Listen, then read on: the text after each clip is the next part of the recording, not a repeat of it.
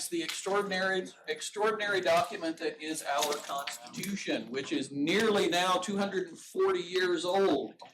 And as it was written, it was unique in that it was the people laying out the powers that they would delegate to the government, as opposed to the government deciding what the people were allowed to do.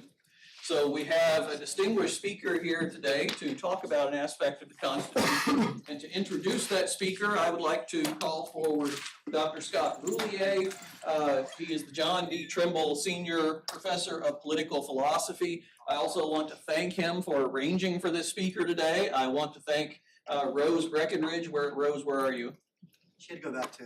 She stepped out for arranging with fresh ideas, the food and the live streaming today, so we couldn't have events like this without great people who are behind the scenes planning them. So thanks very much. Dr. Roulier, take it away. Thank you, Provost Grafton. So I'm going to read the bio that Josh gave me. So Josh Silverstein is Professor of Law at the University of Arkansas at Little Rock, William H. Bowen School of Law. He teaches courses in the fields of business law, constitutional law, legal philosophy, jurisprudence, has won numerous teaching awards, including U of A Little Rock Campus-wide Faculty Excellence Award in Teaching. His primary areas of research are contract law, bankruptcy, and assessment practices in legal education. Professor Silverstein's work has been cited by both numerous other scholars and courts, including the United States Supreme Court. Professor Silverstein graduated magna cum laude from New York University School of Law. After graduation, he served as a law clerk to the Honorable Susan B. Conlon, United States District Judge for the Northern District of Illinois. Professor Silverstein then serves as a litigation associate to Chicago law firms, Mayer, Brown, and Freeborn and Peters. At those firms, his practice focused on commercial matters, including products liability, bankruptcy, antitrust, and business court cases. So please join me in welcoming Professor Josh Silverstein.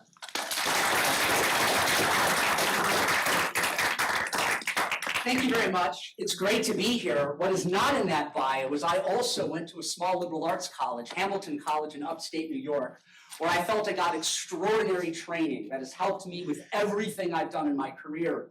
And so I know that Lyon is providing the same training because I've had many former students from Lyon, including some in this room right now, who probably will have some PTSD by the end of this talk.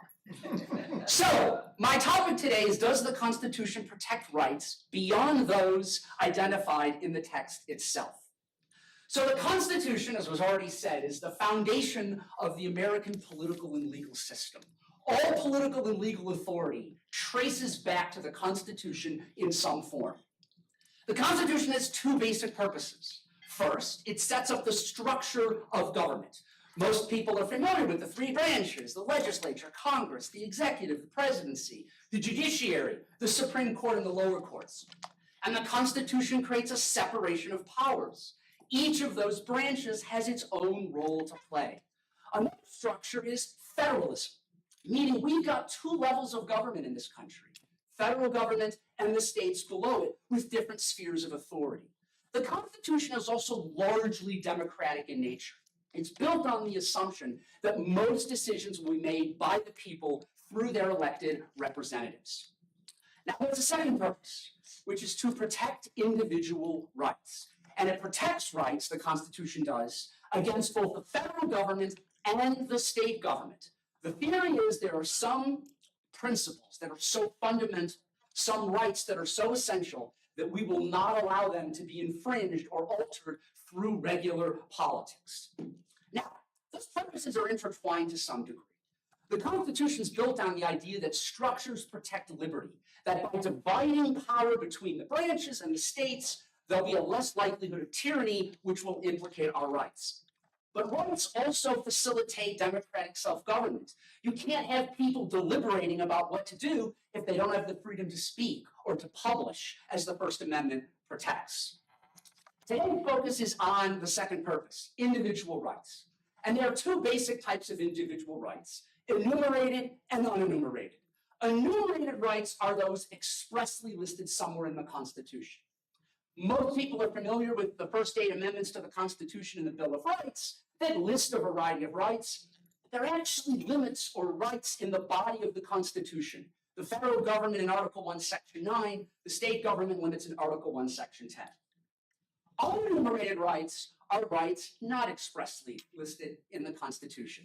And the question we'll be talking about today is, are there any unenumerated rights? Do we have constitutional rights beyond those specifically listed in the document? This is one of the two great questions in constitutional theory and law, in my opinion. The first question, which I believe your speaker discussed last year, originalism versus living constitutionalism. Should the meaning of the Constitution be fixed at enactment, originalism, or does it evolve with the times, living constitutionalism? The other question for today, and I actually organized the last third of my legal philosophy course around those two questions. Now, there are different types of unenumerated rights, and one kind, which we'll focus more on, is more controversial than the others. That's been the focus of the debate. The Supreme Court's answer has been yes, recently, though its answer has varied some over time as to the existence of the controversial type of unenumerated rights. My answer, my students call me Sylvie, so that's how I refer to myself. My answer is definitely yes for the uncontroversial types, leaning yes for the controversial types of unenumerated rights, but it's debatable. So this is a school, so we're going to start with a multiple choice exam, but I won't call in anyone as we would in law school. Which of the following rights are expressly protected in the Constitution? One of these is not. The right of newspapers to publish op-eds, the right to keep a gun in your home for self-defense, the right to have consensual sex with your partner, and the right to not have a product tax when you ship it from Arkansas to China.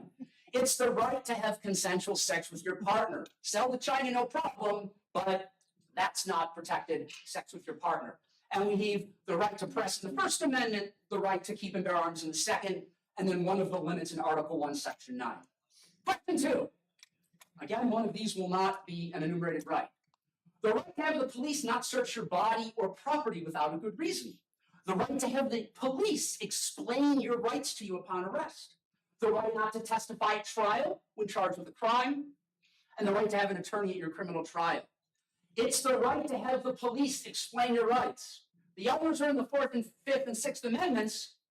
You're familiar, if you watch any TV shows involving crime, with the right to have your rights explained from the famous Miranda case. That is not in the Constitution. It is an extrapolation of the Fifth Amendment. Next, now it gets tricky. More than one can be unenumerated here. The right to have state government not pass laws that unduly interfere with contracts you're currently in, that you've got now.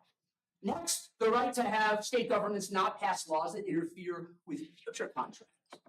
Then the right to not have the government take your home for public use unless the government pays you its fair value, and the right to start a business. Two of them this time are not enumerated rights. Current contracts, you're safe. Future contracts, there was a time when that was a right, unenumerated. I'll talk more about how that's now gone. Which of the following rights are expressly protected? The right to vote in elections for state office, the right to get married, the right to have children, the right to not have laws applied to you if they're enacted after your conduct. No retroactive laws. It's the no retroactive laws. The rest, not protected anywhere explicitly in the Constitution. So here's a list I put up again of the ones we just talked about in the top part. The two that I crossed out, more unenumerated rights for a while aren't anymore. And I put some more on the bottom, some of which I'll talk about a little bit later. And I crossed out the right to abortion because that right was existing from 73 to 22 and is now gone. Okay. So if the Constitution does not protect unenumerated rights, then many things that we take for granted are not protected by the Constitution. And these are really important things. How can you have a functioning democracy without the right to vote? How can we have families without the right to marry? What good is capitalism if you can't enter into contracts to trade your services or your property? So this is a very important topic, legally, politically, and morally. All right, I said there are multiple categories of unenumerated rights. Category number one, unenumerated rights implied by an enumerated right. You may have heard the expression penumbras and emanations from the famous Griswold case. There's something called penumbral reasoning. And the best way to think about it is with that big capital T. The vertical part is what the text of the First Amendment expressly protects. The horizontal is the penumbra that emanates out. And that is what the First Amendment implicitly protects. And even Robert Bork, one of the most famous skeptics of unenumerated rights of the controversial kind, said this is not a problem. Penumbral reasoning is valid when the penumbra protects something necessary to preserve a value central to the amendment. And penumbral reasoning is quite common in other legal documents, and I've given you some examples. So here's some concrete examples of penumbral reasoning. The first one I made up. Freedom of the press means the press has the right to buy paper. How can you put out a newspaper without paper? Freedom of speech in the First Amendment also protects the freedom of association. The court ruled that you have a right to join political associations and even keep your membership secret if there's a danger to your safety. And then finally, we got the Miranda rights, which the Supreme Court has said are in the penumbra of the right against self-incrimination in the Fifth Amendment. Second category. I should say last thing. These are generally not that controversial. Most scholars and courts accept them, though there's a disagreement on some specifics. Second category. Unenumerated rights protected by the Equal Protection Clause. So I like to describe the Equal Protection Clause as the broadest of the enumerated rights. It covers a lot more subjects than pretty much any other enumerated right does. Two different functions. The one most people are familiar with is prohibiting discrimination. No race, sex, and other types of discrimination. But it also protects certain fundamental interests. Now, what's critical here is that all of the interests protected concern the political process. It's the Equal Protection Clause that gives us the right to vote and the right to not have your vote diluted, meaning all congressional and state legislative districts have to be the same size. There's a lot more debate about these, given the original meaning of the Constitution, but modern doctrine has said all of this is well established. Okay, the controversial category. Category 3, what I call pure unenumerated rights. Rights that are not protected by any of the specific language that I've mentioned so far. The question is, do such rights exist? And this question has been controversial for our entire history. One of the cases that I teach in con law is Calder v. Bohl from 1798, where Justice Chase said he cannot subscribe to the omnipotence of a state legislature, or that it is absolute and without control, although its authority should not be expressly restrained by the Constitution or the fundamental law of the state, meaning the Constitution of the state. And he uses some natural law style language, certain vital principles of our free republican government that can be used by courts to strike down legislation. Same case, Justice Iredell, and by the way, these were both founders who were later on the Supreme Court, said, no, sorry, don't buy it. Some speculative jurists, Chase, have said that a legislative act that violates natural justice is void, but he doesn't think it's the role of a court to declare it so. If, on the other hand, the legislature of the union or members of the union shall pass a law within the scope of their power, we can't void it, even if we think it's immoral. And in the very next sentence, he presented a very early version of what is called moral skepticism by philosophers. There's no way to verify what's moral, so what business do judges have deciding for us what is right and wrong? There's a lot of scholarship on this issue, and there's a ton of evidence on each side. I want to start by focusing on evidence that concerns natural law. One of the main arguments that we've got on unenumerated rights is that the framers believed in natural law. And the best piece of evidence of that is in the Declaration of Independence. And I'll never miss a chance to read part of the Declaration because it's so beautifully written by Thomas Jefferson. Within the course of human events. Okay, so we're talking big picture. And then it becomes necessary for the people to dissolve their political bands, which have connected them with another, I'm going to skip a little, and to assume the equal station to which the laws of nature and nature's God entitle them. And then that's why we're writing this document. We owe it to the world to explain ourselves. And then perhaps even more famous language. We hold these truths to be self-evident, natural law, that all men are created equal and that they are endowed by their creator with certain unalienable rights, including life, liberty, and property. So there's a lot of evidence that the framers believed in natural law. Here's the problem. Here's the evidence on the other side that is relevant, that's not truly relevant. First, as Justice Iredell said in Calder v. Bull, the fact that natural law exists doesn't mean judges can enforce it. And then there's also text in the Constitution that supports that. The very preamble of the Constitution says, we the people do establish this Constitution. This is what we're doing, this is what we're creating. And then the supremacy clause in the Constitution says, this Constitution shall be the supreme law of the land. Nothing outside it, like opinions about natural law. Unfortunately, since I like unenumerated rights, my conclusion is that the anti-evidence is stronger than the pro-evidence with respect to natural law generally. But it doesn't mean the game is up. It means that you have to find a textual hook in the Constitution for unenumerated rights. There must be authorization inside the text to look outside of the text. You can call this the paradox of textualism, and last year your speaker might have talked about the paradox of originalism, Dean Binder from my school, which is the idea that if you're going to be originalist, what if the framers themselves were not originalists? What if the original understanding was that we would ignore the original understanding of the framers? Hence the paradox. The only way to be an originalist is to not be an originalist. Same thing with textualism. The only way to follow the text is to go outside the text if there's a hook.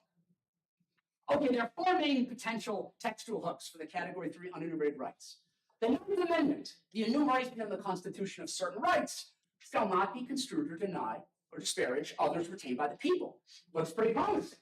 Privileges or immunities clause in the 14th Amendment. No state shall make or enforce any law which shall abridge the privileges or immunities of the U.S. And finally, the due process clause on this page. Nor shall any state deprive any person of life, liberty, or property without due process. The fourth option is looking at the structure of the Constitution as a whole, in particular of the Bill of Rights. Structural interpretation is what this is called, where you piece multiple pieces of text together to reach a conclusion. Now, all of these hooks are more general than the Equal Protection Clause, even due process, as I will explain, and much more general than anything in the specific provisions of the Bill of Rights. Little history will be helpful here to understand why we're going to cover things in the order we covered them. In 1905, the Supreme Court ruled in Lochner v. New York that the due process clause of the 14th Amendment creates a right to contract. A right to contract, meaning you can engage in contracts with other people and the state can't burden that. This was a part of a battle that some of you may have studied in history between conservative courts and progressive legislatures during the Progressive Era and the early New Deal. And courts used this right to strike down laws like a maximum hour for bakers in Lochner and minimum wage laws. There was a lot of litigation about this in that period. It ended in 1937 in West Coast Hotel v. Parrish, where the Supreme Court flipped in what is called the switch in time that saved 9, the belief being if they hadn't flipped, FDR might have been able to pack the court and add more justices. And they upheld the minimum wage law. There were no unenumerated rights of the controversial kind for about 30 years. And then in 1965 in Griswold v. Connecticut, the Supreme Court ruled there's a right to contraception. What we can call the right to privacy. Privacy is a bit of a misnomer. We can think of this as kind of family and reproductive autonomy is what this is really about. Now in Griswold, the court used structural interpretation. It said the penumbras of several amendments led to a right to privacy. This was very aggressively attacked. There's even an apocryphal story, I don't know if it's true, I meant to ask him when he came, that Justice Thomas has a sign up in his chambers that says no emanating in the penumbras. In Roe v. Wade, when the court ruled there was a right to abortion, it flipped to the due process clause as the textual hook. Has the court gotten it right? Conservatives would say no right to contract, no right to privacy. Liberals say right to privacy, no contract. Libertarians say we've got both, and that's where the debate is. There's actually no one who says contract but not privacy that I'm aware of. Okay, let's start with the Supreme Court starts, the due process clause. Nor shall any state deprive any person of life, liberty, or property without due process of law. That seems pretty straightforwardly a process right. If the government wants to kill you, you get a trial. If it wants to take your property, you get a trial. Where's the substantive right? It's what I've highlighted in red. The Liberty Clause. The courts have interpreted that clause, even though it's part of the due process clause, to also be substantive in nature, to protect more than a right to a hearing, but actually to protect things like contract originally and privacy now. Now, there's a problem with this mode of reasoning. I call it a textual problem. If there are two types of due process, we have to label them. And so the courts have labeled them procedural due process and substantive due process. Substantive due process is an oxymoron. It's like saying you've got a circular square or that your down is really up. Procedural due process is redundant. Why would we need to say procedural? It already says process. So the textual evidence seems to suggest there's no substantive protection here. And I used to think this argument was terrible. But there's some recent scholarship. The historical evidence is surprisingly mixed. There's a fair bit of evidence in the 19th century that the drafters of the 14th Amendment would have thought the Due Process Clause also protects substantive rights. Unfortunately, I don't buy it, so I think the anti-evidence is stronger than the pro, but it's at least debatable. Next, the Privileges and Immunities Clause. No state shall make or enforce any laws which shall abridge the privileges or immunities of citizens of the United States. This is the hot option among scholars and advocates. This is where there's been a lot of recent work about what the meaning of this clause is, what does it protect? Again, there's a textual problem. If you go back to the body of the Constitution in Article 4, Section 2, there's another Privileges and Immunities Clause. And it was always understood to protect a very narrow set of rights, nothing like contract or privacy. So why would the framers of the 14th Amendment have used language from the body of the Constitution that has always been understood to be narrow to protect these broad rights like contract and privacy? Now, again, the historical evidence is mixed. The preponderance of the evidence supports the conclusion that one of the signature purposes of the Privileges and Immunities Clause was to apply the Bill of Rights to the states.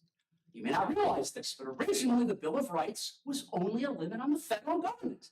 Not so after the 14th Amendment. There's some history that the right to have a family might have been in the minds of the drafters, but here's kind of the irony. The evidence suggests that if the Privileges and Immunities Clause protects any unenumerated rights of a serious kind, it's more likely contract than privacy. Now, good arguments on the history, but the Supreme Court in the 1870s basically said the Privileges and Immunities Clause is worthless. They said it protects basically the right to travel and not much else. Now, that's an unenumerated right. What's the right to travel? You move across state lines, state can't discriminate you because you're not a citizen for most purposes. Here my conclusion is provisional because I haven't been able to review all of the recent scholarship, but I still think the anti-evidence beats the pro-evidence. Okay, next, the Ninth Amendment. The enumeration in the Constitution of certain rights shall not be construed to deny or disparage others retained by the people. Why didn't we start here, right? Isn't the argument here just duh? There's unenumerated rights because the Constitution said so. And there's some supporting historical evidence that this was the view of the Ninth Amendment. Here's the anti-unenumerated rights people can plausibly argue that the Ninth Amendment only applies to the federal government and not the states. And there's a lot of textual and historical evidence to support that as well. More, in my opinion, unfortunately. To understand why the Ninth Amendment is so narrow, we need some additional background information about the Constitution. Article 1, Section 8 says Congress shall have the power to, and then there are 18 clauses: bankruptcy, intellectual property, commerce. Then the 10th Amendment says the powers not delegated to the federal government, nor prohibited by it to the states, are reserved to the states respectively or to the people. So these provisions set up two different types of structures for our governments. The federal and state government do not function the same way under the Constitution. The federal government is a government of enumerated powers. So if you want to ask whether Congress or the president can do something, you have to ask two questions. Question number one, where in the Constitution is there authorization? Like the Commerce Clause authorizes antitrust laws. You can't find an authorization, game over, the federal government can't act. Question two, is there a right that prohibits such action? Sure, Congress can regulate commerce, but it can't do so in a way that violates the First, Second, Third, etc. amendments. The states have a different setup. The states have what's called the general power of government. The default there is states can act unless there's a prohibition. The original prohibitions were in Article 1, Section 10. We added more when we adopted the 14th Amendment, which also brought the Bill of Rights forward to apply against the states. So here's the anti-view, anti-unenumerated rights view again. Both the 9th and 10th Amendments concern the enumerated powers doctrine. As a result, the 9th Amendment can only apply to the federal government, not the states. And that's important because Griswold, the right to privacy, Lochner, the right to contract, those were fights between the states and the federal, between the states and private parties, not between the federal government and private parties. Okay. So to understand why the 9th Amendment works that way, we need a little more background on the framers. Madison in particular, but some other framers as well, said that powers and rights are what I would describe as mirror images of each other. Another way to think about this is they're two sides of the same coin. If the government is authorized by the Constitution to do X, then no individual right will stop X. But if you've got an individual right to do Y, the government has no power to stop you. And so I put up a little picture. There's powers, there's rights. Where powers exist, rights do not. Where rights exist, powers do not. That's why I say they refer to the same basic idea. Okay. Now, as a result of this, Hamilton in Federalist 84 said, we do not need a Bill of Rights. The Constitution itself is our Bill of Rights. Congress only has enumerated powers. It cannot do anything that goes beyond that list. So what's a right? Everything beyond that list. So what do we need a Bill of Rights for? Now, quick tangent. This shows that there's a fourth type of unenumerated rights. Unenumerated rights against the federal government only. The courts have endorsed this, so have most scholars. You ask, is this beyond the list of powers that we have a right that Congress not do it? As I said, the debate in unenumerated rights, case law and scholarship is over what Arkansas, California, New York can do, not Congress. So Hamilton said, not only do we not need a Bill of Rights, it would be dangerous. Hamilton, like most people of that generation, recognized it would be impossible to codify all of our rights. Natural law is too complicated. The danger is if we only list some rights, someone will later argue that the powers of Congress go up to the border of the rights and are not just restricted to the list. In other words, the danger is that the first picture becomes the second. And Hamilton had a lot of foresight. I cannot tell you the number of scholars, judges, lawyers, and others who think of the Constitution as both the states and the federal government can do everything they want unless there's a provision in the Bill of Rights that stops them. What's the purpose of the 9th Amendment? To stop that negative inference. To prevent us from thinking that because we've listed some rights, Congress can do other things that go beyond its list of powers. Change the color of the box to green for rights, from yellow to powers. Okay, now there's counter-argument. This makes the 9th and 10th Amendment redundant. Let's go back and look at the 10th Amendment for a second. Okay, the 10th Amendment says the powers not delegated to Congress go to the states. That's the enumerated powers doctrine. Why would the 9th Amendment say the exact same thing in substance and only be different in words from the 10th Amendment? Well, the anti-unenumerated rights folks have a response, and that concerns the drafting history of the Constitution itself. The Bill of Rights was not in the original Constitution. Madison promised to do one afterwards in order to get the Constitution adopted. There were too many opponents who wouldn't vote for it at ratifying conventions without a Bill of Rights. Madison originally wanted to do what we do today with word processors, right? Just insert the text right in the Constitution. He wanted to put the Bill of Rights in Article 1, Section 9, after Clause 3, which is the one I mentioned about no retroactive laws. Then we'd have the Bill of Rights and the 9th Amendment. And then something most people don't know about, a separate and distinct separation of powers clause. That would say Congress has the legislative power and only that, the judiciary has the judicial power and only that, and the executive has the executive power and only that. Without that separation of powers clause. If we say Congress has the legislative power, might that be read to go beyond the enumerated listed powers? That's a danger. So they wrote the 10th Amendment to balance that out. The way Hamilton and Madison were thinking is, two possible negative inferences. We need two clauses to protect. We listed rights in the Bill of Rights. We need the 9th Amendment to convey, hey, there are other rights. Anything beyond Congress's listed powers. Separation of powers clause? We need the 10th Amendment. Congress only has the powers listed. This clause doesn't add anything. So, the 9th and 10th Amendment are serving the same purpose. That means they probably have similar meanings. Now, what happened with the actual Constitution? They didn't have word processing in the 1780s and 90s. So instead what they did is they moved everything and put it after Article 7, which was the last part of the Constitution. Bill of Rights, 9th Amendment, Separation of Powers Clause, 10th Amendment.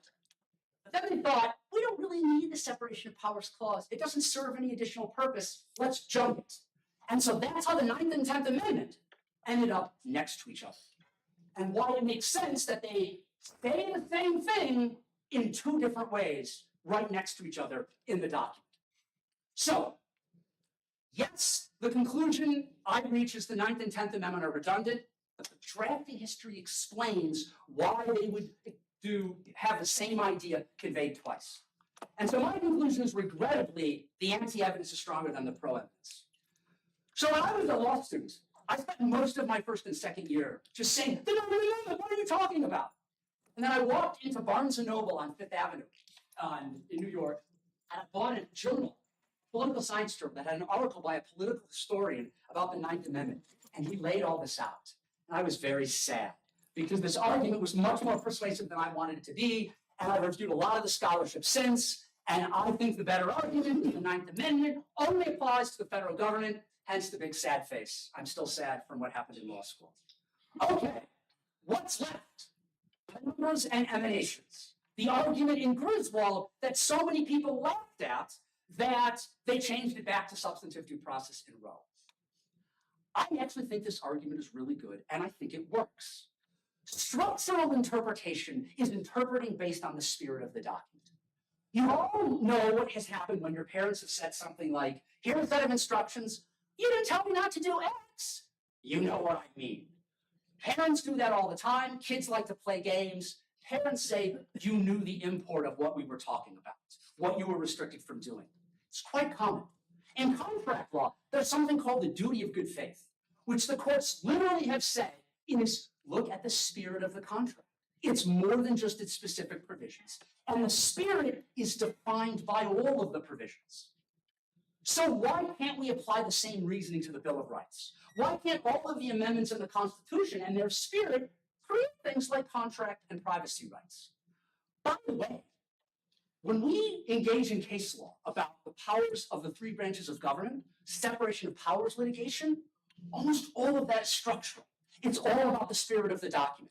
If you read, which most of you probably won't, the decision that granted President Trump a lot of immunity from criminal prosecution, very few references to text. It's all about the structure of the document. So if we can do structural interpretation for powers, why not for rights? Well, there's some counter arguments. It's not a slam dunk. Structural interpretation, the one area it tends not to be used is with statutes. And unfortunately, there's a good argument that the Constitution should be thought of as a super statute, a statute that regulates other statutes. In addition, structures and rights are different. So the fact that we use one approach to interpretation with structures doesn't mean we should use the same approach with rights. I still think here the pro-evidence beats the anti-evidence, but I admit that it's a close call. So my final conclusion is, yes, these controversial types of unenumerated rights exist. The Supreme Court's answer currently is yes, notwithstanding overturning Roe, but for how long? Justice Thomas has said, effectively, he wants to get rid of all of the rest of the right to privacy.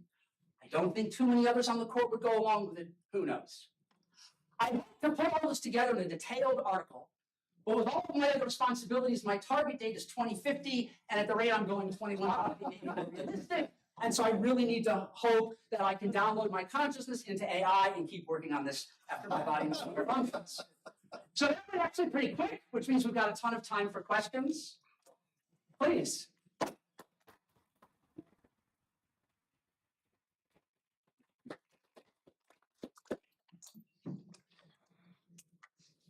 No questions? You're wholly convinced by everything I said? Why don't the professors start, because you're not shy. There we go. The students will come in later. Go ahead.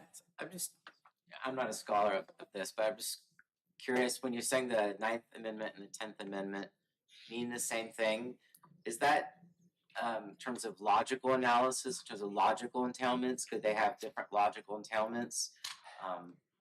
Or are they just grammatically similar? I guess I'm just wondering what when you So they're grammatically different because they were designed to serve two different purposes. The 9th Amendment is written using the language of rights to avoid the negative inference created by the Bill of Rights that Congress could do anything else. The 10th Amendment is written in the language of powers because the separation of powers clause was written using words powers. And so they wanted to avoid that negative inference. So I think the better argument, not 100% slam dunk, is that the 9th and 10th Amendment literally mean the same thing. Congress cannot go beyond its enumerated powers, that list, in Article 1, Section 8, but different words to convey the idea. Now, you can argue, but wait a minute, they cut out the separation of powers clause, so maybe they meant the two clauses to serve different purposes. I had a debate with someone about that. It's a plausible argument.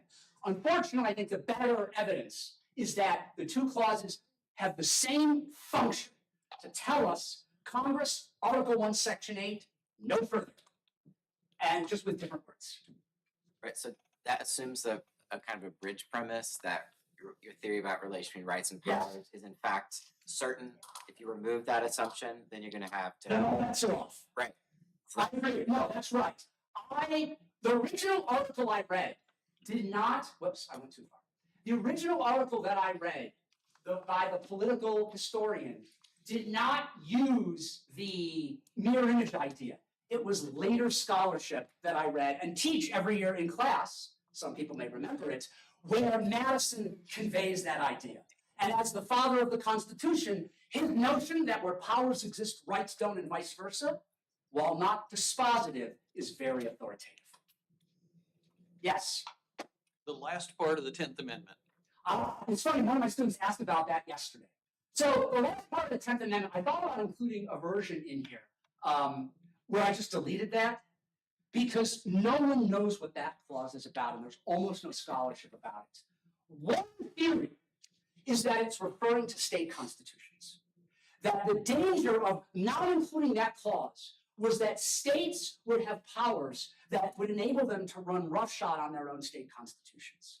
And so order of the people means the people in their state constitutions can restrict what their state legislatures and governors can do. But that's just one theory, no one is really sure. My professor argued that that created a right to serve on juries. And it was a very, very tangled, complicated argument that I didn't understand as a second-year law student, and I have to think a lot about it now. So yes, that clause, it's got to be there and serve a purpose. One of the cardinal rules of interpreting all legal documents is no language should be treated as surplusage. No language should be treated as irrelevant. But no one really knows what it means. I think the most plausible theory is the state constitutions, which means it doesn't do us any good. Yeah, and then you go, and you go first. So I was listening to NPR and they talked about a case called Bond versus the United States about the 10th Amendment and a poisoning case. Just probably last week. Could you kind of explain that to me? Because I was listening to it and I got really confused near the end. Okay. The upshot of the idea is, so if powers and rights are mirror images of each other, okay, then you should be able to sue when Congress goes beyond its powers, just as much as you can sue when it invades one of your rights. And part of what Bond was about is that if you are an individual and you are impacted by the actions of the federal government, and you've got an argument that goes beyond their powers, you can sue.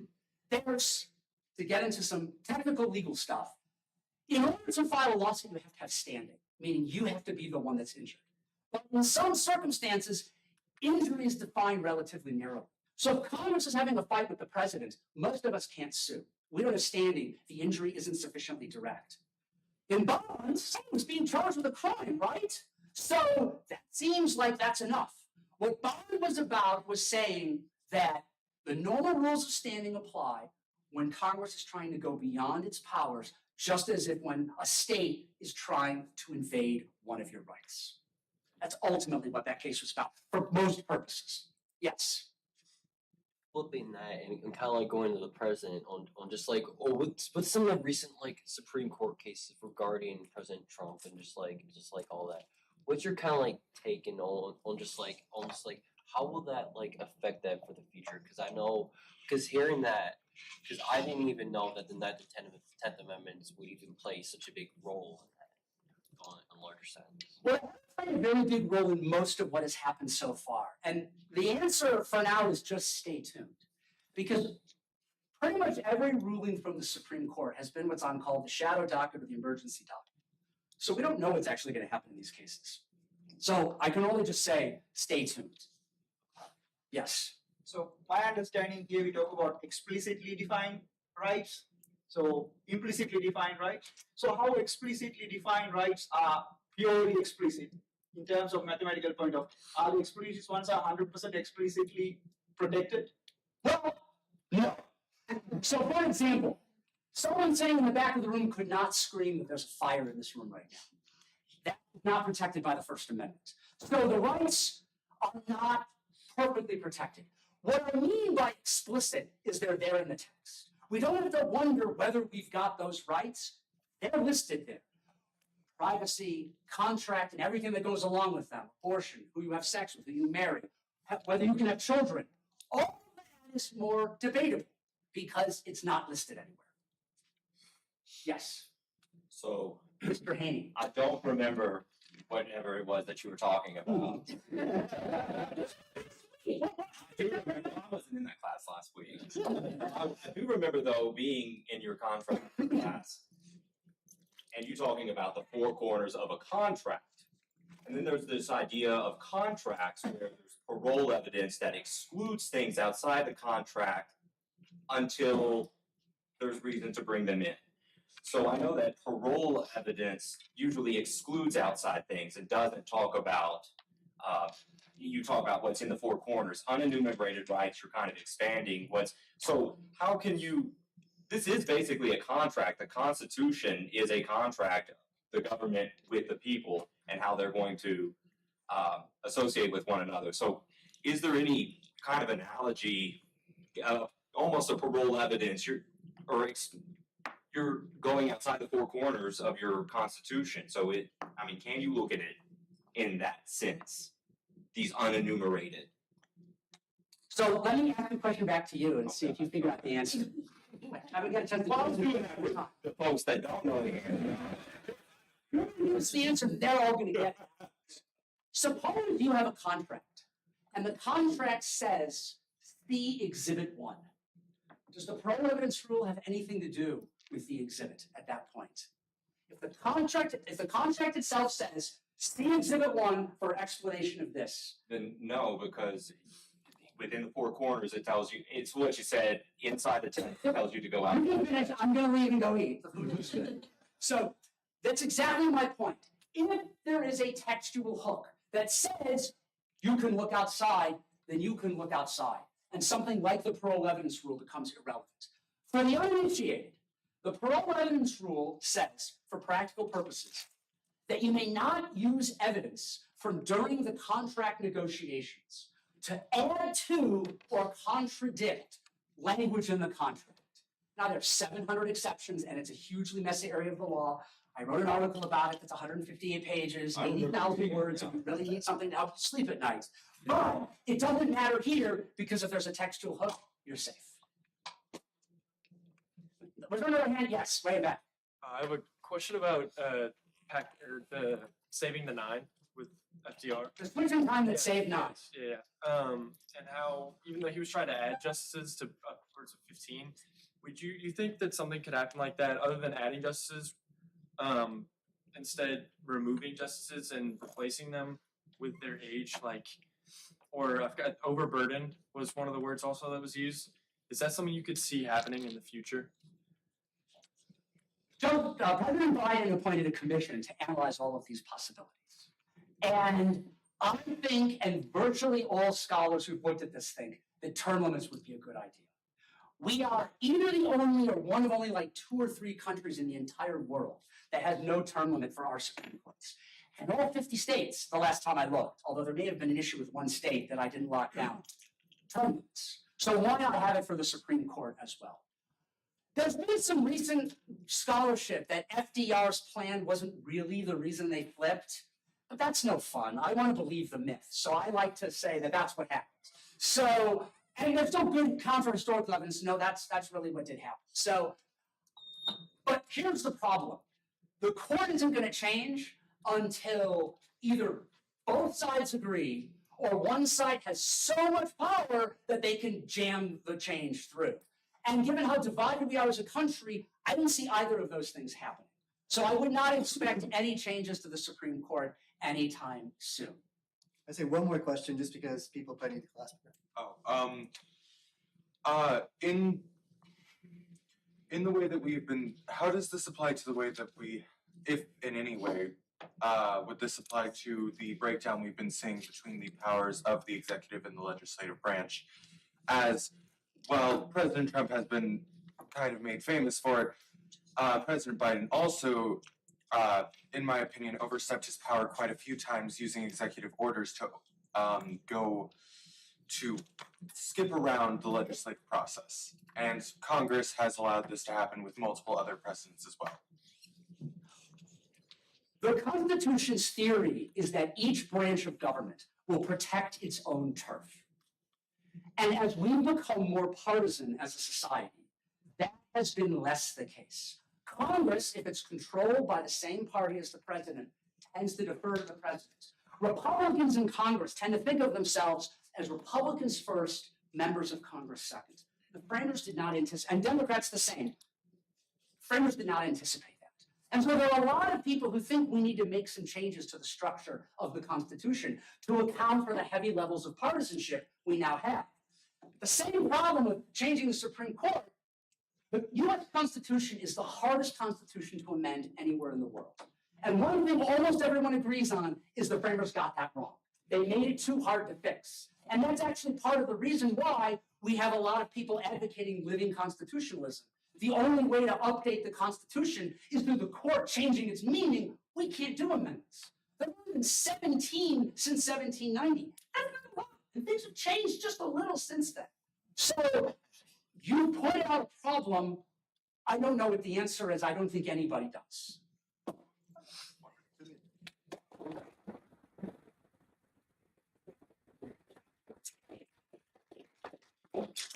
I'm gonna do that class at 1 o'clock, so I wanna make sure you have good time to get to class. I'm sure Professor Silverstein will be happy to stay down here. 100%. Talk to you if you have a question and you can answer. My pleasure. That's so much fun. Thank you. I enjoyed it. Yes, I'm sure.